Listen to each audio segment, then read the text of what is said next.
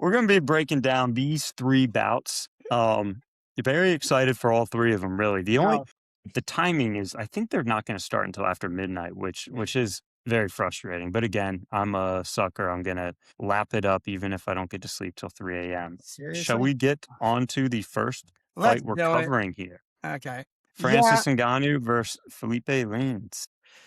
like, Yeah, look, I made some edits here. If you can like, tell, I did look, some. They're great. look, we got two geezers here who are fighting it out. They're the 39 and 40, correct? Am I correct in that? Yes, Yes. I am. Okay. On one side, though, the guy who's slightly younger, who beats out Mr. Felipe in every margin, including, height, age, his reach is 4 inches better, and he's considered the hardest puncher in MMA Alrighty. history with his orthodox stance. This guy is going to, oh, wait, and also, am I correct in that? Yes, he is a boxer by trade. Felipe Lins has not fought, or I guess they both haven't fought since 2024, and he's been off his UFC contract for what now? 3 years, 2 years, right?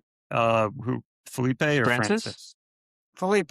Wait, did Francis ever even, Yeah, what was Francis's yeah. So, UFC contract? Because his last three so fights, two were boxing, one was PFL. yeah, so he was actually the UFC heavyweight champion, and he beat Stipe Miocic in March 2021 to get that belt. Then in Okay. January 2022, he defended it against Cyril Gane, and that was the last fight on his contract. And him and Dana had a pretty famous, like, annoying disagreement where Dana refused to sign him, and then Francis Ngannou went off to PFL Huh. because PFL would allow him to do those boxing matches. I mean, he knocked down Tyson Fury, which maybe that That's hasn't impressive. aged as well since Tyson Fury's lost those 2 fights to Usyk. But yeah, he got his money. I'm sure what he made in that Tyson Fury fight and then the Anthony Joshua fight were more than his entire UFC purses combined.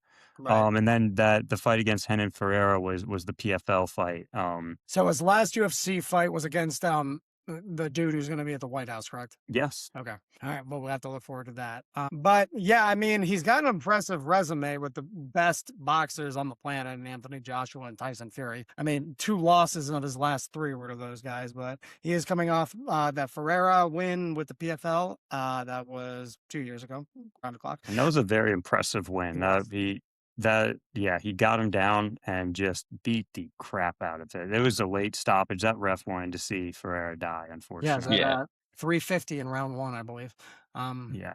But yeah, so okay. I mean, I'm not gonna overthink this. I mean, and DraftKings is telling me not to overthink this. I'm gonna take Mr. Francis Ngannou, and I'm gonna take him the knockout. Final answer. Yeah.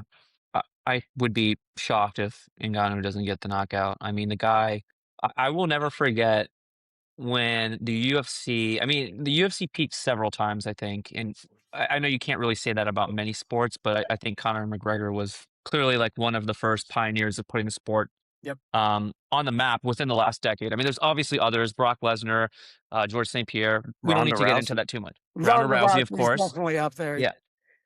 But another situation that comes to mind is back in 2020 during COVID when there were literally no other sports to watch. And I remember watching, I think it was, I mean, it's been so long, UFC 249. And at that point, Francis Ngannou was riding like a 5 or 6 fight knockout streak where like he was literally sending his opponents to the shadow realm. And he fought this guy, and Kevin, you may know, his name is Jairzinho Oh, Rosenstrike.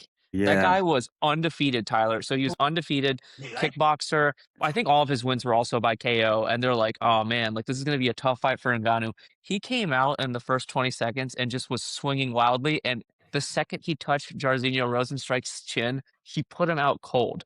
Like Ngannou doesn't have to hit someone hard. As long as he touches them, he's got like the touch of death. So unless this guy is able to get him to the ground and submit him, I think Ngannou is going to put him out cold. And we've seen strides in Ngannou's wrestling as well, right, Kevin? I mean, he's a Oh, very well-rounded athlete and he's extremely strong. I think Tyler, you've got it like spot on. He's definitely going to get the KO. yeah. And And I Kev, think in his fight coming back to MMA in October 2024, some people were wondering if his wrestling chops were still going to be there. He showed that they were, but yeah, against Stipe Miocic, he stuffed the takedown, which was huge because in their first fight, Stipe just was able to ragdoll him around for just control him. But so he stuffed the tape down on Stipe, then knocked him out. And that was, people were like, oh, okay. Then in the Cyril Gane fight, he had a bad knee, so he was not relying on striking. He ended up, I remember he slammed Cyril Gane to, I think it might have been in round 2, and that everyone was like, oh, you're a wrestler now. Okay. And it was impressive. Look, if Philipe Lins is going to get it done, it's going to be lighter man skill is going to be what gets it done for him. Those last 4 fights that he's won in the UFC were all at light heavyweight, I believe. So 205. So this is, I think it's pretty obvious why this fight or this matchup got made for this card. A spectacular knockout for Francis to get the hype all going for the next 2 fights. I do have some lines on it. In the last 2 days, Ngannou went from a minus 1,000 favorite to a minus 1,350 favorite. So it's pretty tough to if you want to bet on him and think you're going to get money. But Francis Ngannou by round 1 KO is minus 135. By round 2 KO plus 380. Round 3 KO plus 1,400. So nobody thinks he's going to make it to the end. Putting $2-3 on round 2 or round 3. Maybe put 5 on round 1, and you might end up coming out at least even. Well, sorry, go ahead, Tyler. Is this one that we're all actually in agreement on? Yeah. Yeah. Yeah. There we go. But I was going to say too, Kevin, when it comes to betting, I know you like to play around with things. So what are your thoughts on if someone were to do a parlay and it's like a round 2 KO? Like, let's say you're the type of guy who in the past will do like a 5-leg parlay and put down like 60 cents. Yes. Would you endorse someone to do that? I would always. The new assignment after that question is Kev has to come up with like the most absurd 12-legger he can for Netflix Fight Night, and we're going to post it. Ride or die. So yeah, I think I'm officially doing Francis' 2nd round KO is what my official prediction is. But all of us got him finishing it. This is a 5-round fight, by the way. Live tidbit. Oh wow, really? I didn't know that. What you got, Ty? Francis was one of 3 people out of the 6 we're talking about who has been in the Fast and Furious movies. He was in the Fast and Furious movies? Apparently, he was in Fast 9. Yes. All right. I haven't watched anything past, I think, 5. All right. Let's go on to our next slide here. We got Nate Diaz. No. And